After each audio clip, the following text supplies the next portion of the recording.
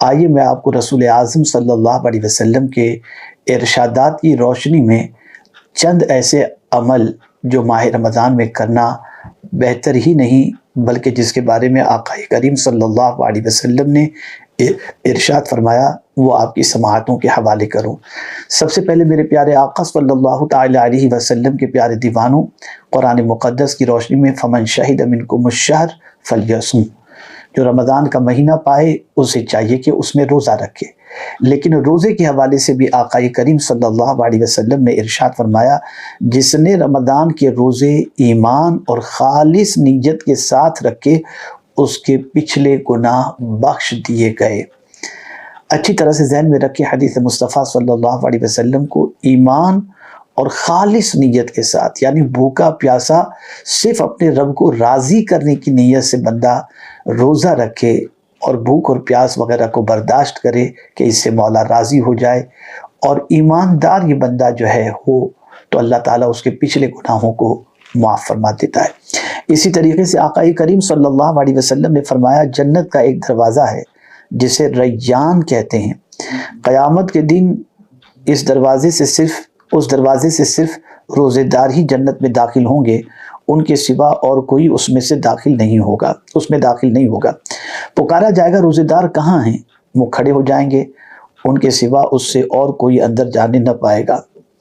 اور جب یہ لوگ اندر چلے جائیں گے تو یہ دروازہ بند کر دیا جائے گا، پھر اس سے کوئی اندر نہ جا سکے گا۔ یعنی باب الریان سے منادی ندا کرے گا کہ روزے دار کہاں ہیں، اور اس دروازے سے اللہ عز و جل روزے دار کو جنت کے اندر، یعنی باب الریان سے اللہ عز و جل روزے دار کو جنت میں داخل فرمائے گا۔ میرے پیارے آقا صلی اللہ تعالی علیہ وسلم کے پیارے دیوانوں، اسی طریقے سے آقا کریم صلی اللہ علیہ وسلم نے ارشاد فرمایا، اللہ پاک ارشاد فرماتا ہے کہ انسان کا ہر نیک عمل خود اسی کے لیے ہے مگر روزہ کہ وہ خاص میرے لیے ہے اور میں ہی اس کا بدلہ دوں گا۔ سبحان اللہ، یعنی خود پروردگار روزے دار کے حوالے سے، اس کے روزے کے حوالے سے ارشاد فرماتا ہے کہ روزہ خاص میرے لیے ہے اور اس کا بدلہ میں ہی دوں گا۔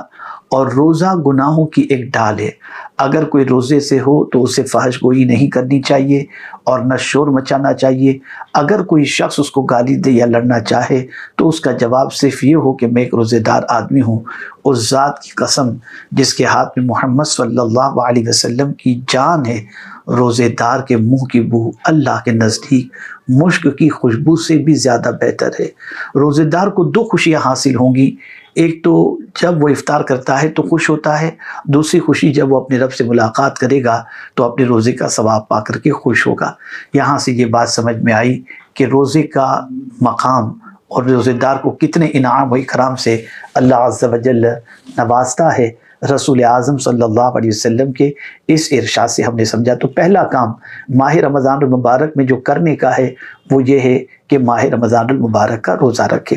دوسرا کام، میرے پیارے آقا صلی اللہ علیہ وسلم کے پیارے دیوانوں، اللہ کی عظیم ترین کتاب قرآن کا نزول ماہ رمضان المبارک میں ہوا۔ شہر رمضان الذی انزل فیہ القرآن، رمضان کا مہینہ جس میں قرآن اترا، لوگوں کی ہدایت کے لیے اور رہنمائی اور فیصلے کی روشن باتیں۔ لہذا ماہ رمضان المبارک کا تقاضا یہ ہے کہ ماہ رمضان المبارک میں قرآن پڑھا بھی جائے اور سنا بھی جائے۔ آقا کریم صلی اللہ علیہ وسلم استقبال رمضان کا جو خطبہ شعبان کے آخر میں دیا کرتے تھے، جسے خطبہ شعبانیہ بھی کہا جاتا ہے، اس میں فرمایا وَمَن تَلَا فِيهِ آيَةً مِّنَ الْقُرْآنِ كَانَ لَهُ مِثْلَ أَجْرِ مَنْ خَتَمَ الْقُرْآنَ فِي غَيْرِهِ مِنَ الشُّهُورِ، جو شخص رمضان میں قرآن کی ایک آیت پڑھتا ہے اسے اتنا ہی ثواب ملتا ہے جتنا دوسرے مہینوں میں پورا قرآن ختم کرنے والے کو ملتا ہے۔ اللہ اکبر! آپ اندازہ لگا سکتے ہیں کہ ماہ رمضان شریف میں قرآن کی تلاوت کا کتنا ثواب ہے۔ امام شافعی رحمۃ اللہ تعالی علیہ ہر تین دن میں ایک مرتبہ قرآن مقدس ختم کیا کرتے، اور جب رمضان کے آخری 10 دن آتے تو ہر دن ایک ختم قرآن کر لیا کرتے تھے۔ اس پر ایک شخص نے اعتراض کیا اور کہا کہ نبی اکرم صلی اللہ علیہ وسلم نے ارشاد فرمایا جو شخص 3 دن سے کم مدت میں قرآن ختم کرے وہ قرآن کو سمجھ نہیں پاتا، یعنی 3 دن سے کم میں قرآن ختم کرنے سے منع فرمایا گیا ہے۔ علماء نے اور امام نووی نے التبیان میں وضاحت کی ہے کہ یہ ممانعت عام حالات کے لیے ہے، لیکن ایسے مقامات اور اوقات میں جہاں عبادت کو بڑھانے کی ضرورت ہے وہاں انسان کے لیے یہ گنجائش ہے کہ وہ اپنی محنت اور عبادت میں اضافہ کرے۔ یعنی حدیث مبارکہ میں جو 3 دن سے کم کے اندر یا 3 دن میں قرآن مقدس ختم کرتے ہیں، ان کے حوالے سے یہ جو فرمایا گیا کہ اس نے قرآن مقدس کو وہ نہیں سمجھ پاتا 3 دن میں ختم کرنے والا، تو یہ عام دنوں کے لیے ہے، لیکن ماہ رمضان المبارک کے اندر اگر کوئی شخص تلاوت کے ثواب سے بہرور ہونے کے لیے روزانہ قرآن مقدس ختم کرے تو امام نووی کے ارشاد کے مطابق اس میں کوئی مذائقے کی بات نہیں۔ حضرت فاطمہ رضی اللہ تعالی عنہ سے مروی ہے کہ رسول اکرم صلی اللہ علیہ وسلم نے ارشاد فرمایا کہ جبرائیل علیہ السلام مجھ سے ہر سال قرآن مجید کا دورہ کرتے تھے، اور اس سال انہوں نے مجھ سے 2 مرتبہ دورہ کیا۔ میں سمجھتا ہوں کہ اس کی وجہ یہ ہے کہ میری موت کا یعنی وصال کا وقت آن پہنچا ہے۔ یعنی رسول اعظم صلی اللہ علیہ وسلم کے آخری رمضان میں حضرت جبریل امین علیہ الصلاۃ والتسلیم نے سرکار صلی اللہ علیہ وسلم کے ساتھ قرآن مقدس کا 2 بار ختم فرمایا، جس کو رسول اعظم صلی اللہ علیہ وسلم نے اللہ کی طرف سے یہ اشارہ سمجھا کہ وہ سرکار صلی اللہ علیہ وسلم کا آخری رمضان ہے۔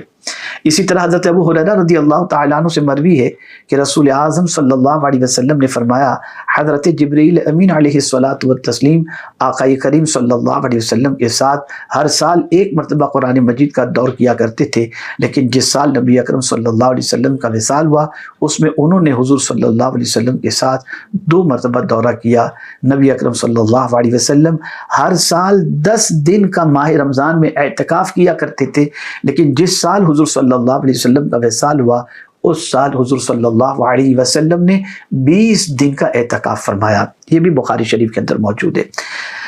اس میں کوئی شک و شبہ کی گنجائش نہیں کہ ماہ رمضان المبارک میں تلاوت کو حضور صلی اللہ علیہ وسلم بہت پسند فرمایا کرتے تھے۔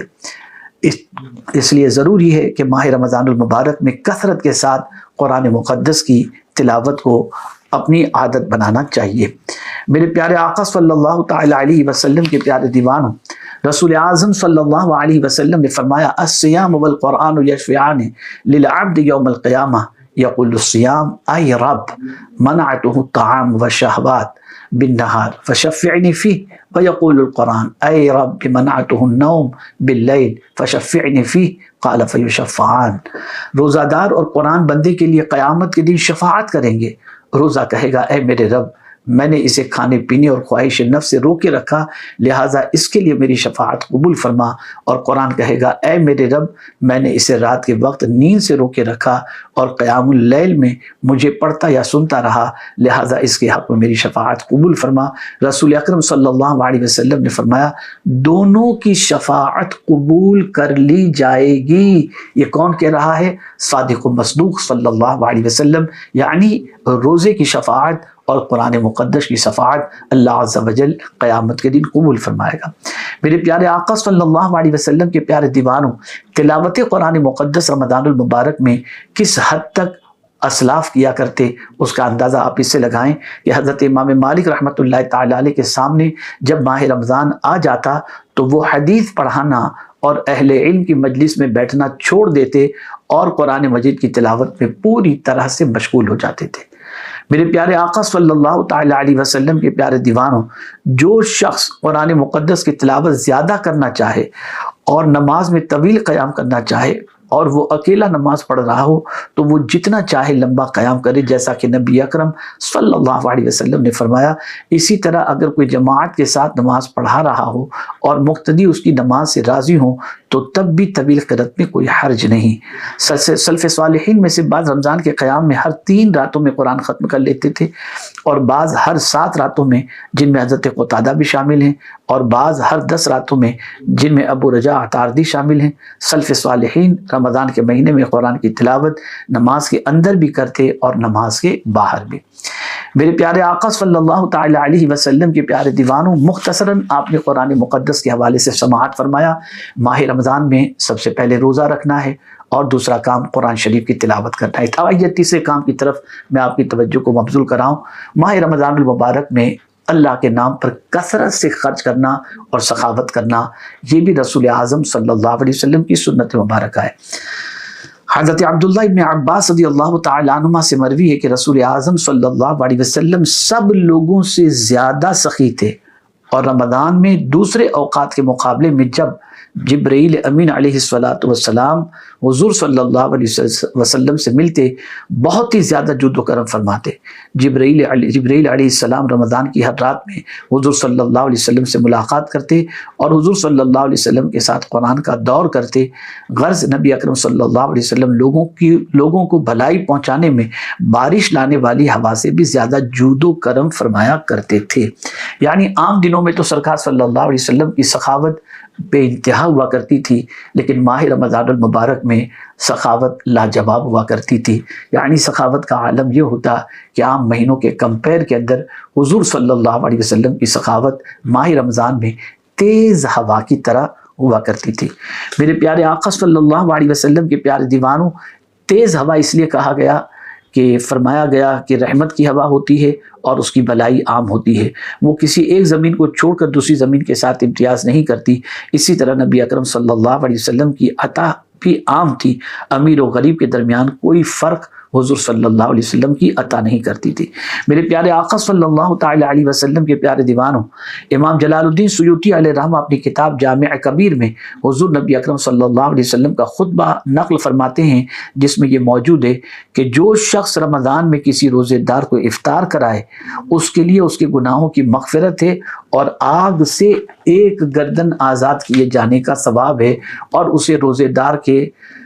برابر اجر ملتا ہے بغیر اس کے کہ روزے دار کے اجر میں کوئی کمی ہو۔ اللہ تعالیٰ یہ ثواب اس شخص کو بھی عطا فرما دیتا ہے جو کسی روزے دار کو صرف دودھ کا ایک گھونٹ یا ایک کھجور یا پانی کا ایک گھونٹ ہی افطار میں دے دے، اور جو شخص کسی روزے دار کو پیٹ بھر کر کے کھانا کھلائے اللہ تعالیٰ اسے میرے حوض سے ایسا گھونٹ پلائے گا جس کے بعد وہ کبھی پیاسا نہیں ہوگا، یہاں تک کہ وہ جنت میں داخل ہو جائے گا۔ سبحان اللہ! اپنی دولت کے ذریعے آپ نے روزے دار کو افطار کرایا تو اللہ عز و جل کتنے ثواب سے آپ کو مالا مال فرماتا ہے، آپ نے خود حدیث مصطفیٰ صلی اللہ علیہ وسلم سے سماعت فرمایا۔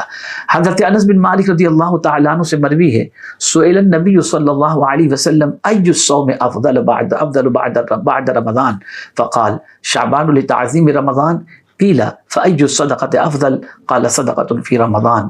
شعبان کے روزے جو رمضان کی تعظیم کے لیے ہوں، پوچھا گیا کون سا صدقہ افضل ہے؟ اللہ اکبر! رسول اعظم صلی اللہ علیہ وسلم نے فرمایا رمضان میں صدقہ کرنا۔ یہاں سے یہ بات سمجھ میں آئی کہ عام دنوں میں صدقہ کرنا اس کا ثواب تو ہے ہی، لیکن ماہ رمضان المبارک میں صدقہ بہت افضل عبادت ہے۔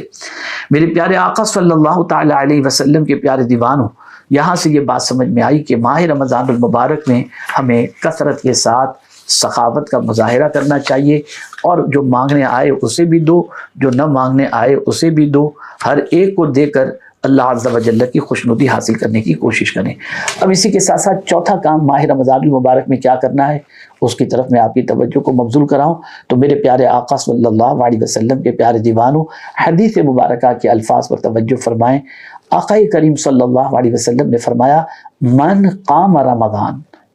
یہاں سے یہ بات سمجھ میں آئی کہ جس نے رمضان کی راتوں میں بیدار رہ کر نماز تراویح پڑھی یعنی قیام کیا، اللہ اکبر، تو یہاں سے پتہ چلا کہ ماہ رمضان المبارک میں قیام لیل یعنی تراویح بے شمار فضیلتیں رکھتی ہیں۔ اسی کو حضرت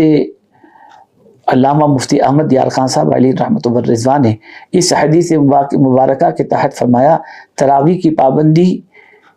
کی برکت سے سارے صغیرہ گناہ معاف ہو جائیں گے، کیونکہ گناہ کبیرہ یعنی بڑے گناہ توبہ سے اور حقوق العباد اللہ تعالیٰ کی بارگاہ میں توبہ کے ساتھ حق والے کے معاف کرنے سے معاف ہوتے ہیں۔ یہاں سے یہ بات سمجھ میں آئی کہ ماہ رمضان المبارک کے اندر اللہ عز و جل تراویح کی پابندی کرنے والے کے چھوٹے گناہوں کو معاف فرما دیتا ہے۔ میرے پیارے آقا صلی اللہ علیہ وسلم کے پیارے دیوانوں، آقا کریم صلی اللہ علیہ وسلم نے فرمایا من قام لیلۃ القدر ایمانا و احتسابا غفر له ما تقدم من ذنبہ، جس نے شب قدر میں ایمان اور ثواب کی نیت کے ساتھ قیام کیا، اس کے پچھلے گناہ معاف کر دیے جاتے ہیں۔ میرے پیارے آقا صلی اللہ علیہ وسلم کے پیارے دیوانوں، اب آپ سماعت فرمائیں نماز با جماعت تراویح جو ہے یہ کس طریقے سے شروع ہوئی۔ مولا علی کرم اللہ تعالی وجہہ الکریم سے روایت ہے کہ انہوں نے فرمایا میں نے حضرت عمر رضی اللہ تعالیٰ عنہ کو ماہ رمضان میں قیام پر آمادہ کیا، یعنی تراویح با جماعت پر۔ میں نے انہیں بتایا کہ 7ویں آسمان کے اوپر ایک مقام ہے جسے خطیرہ قدس کہا جاتا ہے، جہاں ایک قوم رہتی ہے جنہیں روح کہا جاتا ہے۔ جب شب قدر آتی ہے تو وہ اپنے رب سے دنیا میں اترنے کی اجازت مانگتے ہیں اور اللہ تعالیٰ انہیں اجازت عطا فرماتا ہے۔ پھر وہ جہاں کہیں کسی نمازی کے پاس سے گزرتے ہیں یا راستے میں کسی شخص کو پاتے ہیں اس کے لیے دعا کرتے ہیں اور اس دعا کی وجہ سے اسے ان کی طرف سے برکت حاصل ہوتی ہے۔ حضرت علی رضی اللہ تعالیٰ عنہ فرماتے ہیں کہ یہ بات سن کر حضرت فاروق اعظم رضی اللہ تعالیٰ عنہ نے فرمایا اے ابو الحسن، تو پھر ہم لوگوں کو نماز کے لیے آمادہ کریں تاکہ وہ اس برکت سے بہرامند ہوں۔ تو میرے پیارے آقا صلی اللہ علیہ وسلم کے پیارے دیوانوں، چنانچہ حضرت فاروق اعظم رضی اللہ تعالیٰ عنہ نے لوگوں کو قیام رمضان کا حکم دیا اور یوں لوگوں نے جماعت کے ساتھ نماز تراویح قائم کرنا شروع کر دیا۔ میرے پیارے آقا صلی اللہ تعالیٰ علیہ وسلم کے پیارے دیوانوں، مولا علی کا مشورہ اور فاروق اعظم رضی اللہ تعالیٰ عنہ کے حکم پر نماز با جماعت ماہ رمضان المبارک میں نماز تراویح با جماعت ماہ رمضان المبارک میں قائم کی گئی، اور یہ ثواب جب تک جماعت کے ساتھ تراویح کی نماز ہوتی رہے گی فاروق اعظم رضی اللہ تعالیٰ عنہ اور مولا علی کرم اللہ تعالیٰ وجہ الکریم کو اس کا ثواب اللہ عز و جل ضرور عطا فرمائے گا۔ میرے پیارے آقا صلی اللہ تعالیٰ علیہ وسلم کے پیارے دیوانوں، اسی کے ساتھ ساتھ ماہ رمضان المبارک میں جہاں ہم تراویح کا اہتمام کریں، اور جیسا کہ آپ نے سماعت فرمایا جس نے پابندی کے ساتھ نماز تراویح پڑھی اللہ عز و جل اس کے صغیرہ گناہوں کو معاف فرما دیتا ہے اور بعض روایتوں کے مطابق اس کے پچھلے گناہوں کو معاف فرما دیتا ہے۔ اب 5واں کام جو اس ماہ مبارک میں کرنا ہے وہ ہے دعا کا اہتمام۔ میرے پیارے آقا صلی اللہ علیہ وسلم کے پیارے دیوانوں، آقا کریم صلی اللہ علیہ وسلم نے فرمایا 3 لوگ ہیں جن کی دعا رد نہیں ہوتی، ایک روزہ دار جب تک کہ روزہ نہ کھول لے، دوسرے امام عادل، اور تیسرے مظلوم۔ اس کی دعا اللہ بدلیوں سے اوپر تک پہنچاتا ہے، اس کے لیے آسمان کے دروازے کھول دیے جاتے ہیں اور رب کہتا ہے میری عزت و قدرت کی قسم میں تیری مدد کروں گا بھلے کچھ مدت کے بعد ہی کیوں نہ ہو۔ یہاں سے یہ بات سمجھ میں آئی کہ میرے پیارے آقا صلی اللہ علیہ وسلم کے پیارے دیوانوں، روزے دار کو ماہ رمضان میں کثرت سے دعا کرنی چاہیے کہ اللہ عز و جل اس کی دعا کو شرف قبولیت سے نوازتا ہے اور پروردگار جل جلالہ کی بارگاہ میں کی جانے والی ماہ رمضان کی دعاؤں کو اللہ عز و جل قبول فرماتا ہے۔ اسی طریقے سے آقا کریم صلی اللہ علیہ وسلم نے ارشاد فرمایا بے شک اللہ تعالیٰ کے لیے ہر دن اور ہر رات ایسے بندے اور بندیاں ہوتے ہیں جنہیں وہ آگ سے آزاد فرما دیتا ہے، اور ہر مسلمان کے لیے ایک ایسی دعا ہوتی ہے جو ضرور قبول کی جاتی ہے، وہ اس دعا کے ذریعے اللہ سے مانگتا ہے تو اللہ تعالیٰ اس کی دعا کو قبول فرماتا ہے۔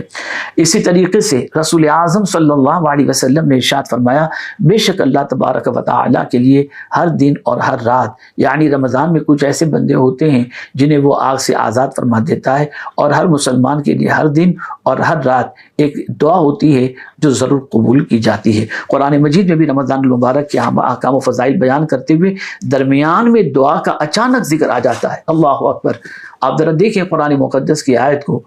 تو آپ کو پتہ چلے گا اللہ عز و جل نے درمیان میں یہ ذکر فرمایا وَإِذَا سَأَلَكَ عِبَادِي عَنِّي فَإِنِّي قَرِيبٌ أُجِيبُ دَعْوَةَ الدَّاعِ إِذَا دَعَانِ فَلْيَسْتَجِيبُوا لِي وَلْيُؤْمِنُوا بِي لَعَلَّهُمْ يَرْشُدُونَ۔ اے محبوب صلی اللہ علیہ وسلم، جب تم سے میرے بندے مجھے پوچھیں تو میں نزدیک ہوں، دعا قبول کرتا ہوں پکارنے والے کی جب مجھے وہ پکارے، تو انہیں چاہیے کہ میرا حکم مانیں اور مجھ پر ایمان لائیں کہ کہیں راہ پائیں۔ اس آیت سے بھی معلوم ہوا کہ رمضان اور دعا میں انتہائی گہرا ربط پایا جاتا ہے، اور دعا کی مقبولیت کے قیمتی ترین لمحات اسی ماہ میں رکھے گئے۔ سبحان اللہ! رمضان عبادت کے لیے موسم بہار ہے، اور دعا کے بارے میں کہا گیا الدعاء مخ العبادہ، کہ دعا عبادت کا مغز ہے۔ اسی بنا پر احادیث میں رسول اعظم صلی اللہ علیہ وسلم سے کثرت سے دعا مانگنے کی تلقین کی گئی ہے۔ میرے پیارے آقا صلی اللہ تعالیٰ علیہ وسلم کے پیارے دیوانوں، اس لیے ماہ رمضان المبارک میں 5واں کام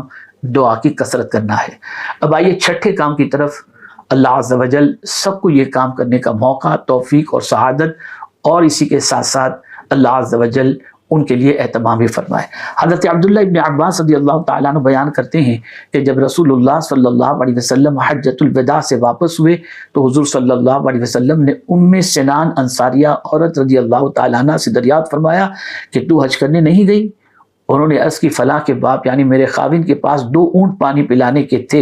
ایک پر تو خود حج کے لیے چلے گئے اور دوسرا ہماری زمین سیراب کرتا ہے۔ حضور صلی اللہ علیہ وسلم نے اس پر فرمایا رمضان میں عمرہ کرنا حج کرنے یا میرے ساتھ حج کرنے کے برابر ہے۔ سبحان اللہ، رمضان میں عمرہ کرنا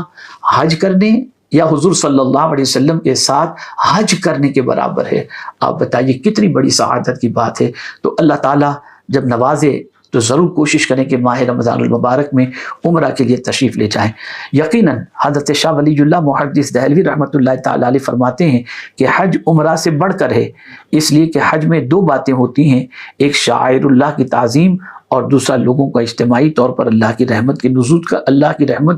نزول کو طلب کرنا۔ اور عمرہ میں صرف پہلی بات پائی جاتی ہے، لیکن رمضان میں عمرہ کرنے میں یہ دونوں باتیں پائی جاتی ہیں، شاعر اللہ کی تعظیم بھی اور ساتھ ہی ساتھ لوگوں کا اجتماعی طور پر اللہ کی رحمت سے بہرہ ہونا۔ میرے پیارے آقا صلی اللہ تعالی علیہ وسلم کے پیارے دیوانوں، میں نے یہ 6 کام ماہ رمضان میں جو کرنے چاہیے اس کے حوالے سے آپ کو بتائے۔ اللہ سب سے پہلے ان 6 کاموں کو کرنے کی ماہ رمضان المبارک میں مجھے توفیق عطا فرمائے اور ساتھ ہی ساتھ پروردگار آپ سب کو بھی توفیق عطا فرمائے۔ ہم میں کون ہے جو ثواب کمانا نہیں چاہتا؟ ہم میں کون ہے جو گناہ معاف کروانا نہیں چاہتا؟ ہم کسی کی نہ سنیں، اللہ اور اس کے رسول جل جلالہ و صلی اللہ تعالی علیہ وسلم کے فرامین کو سن کر پڑھ کر اس پر عمل کرنے کی کوشش کریں۔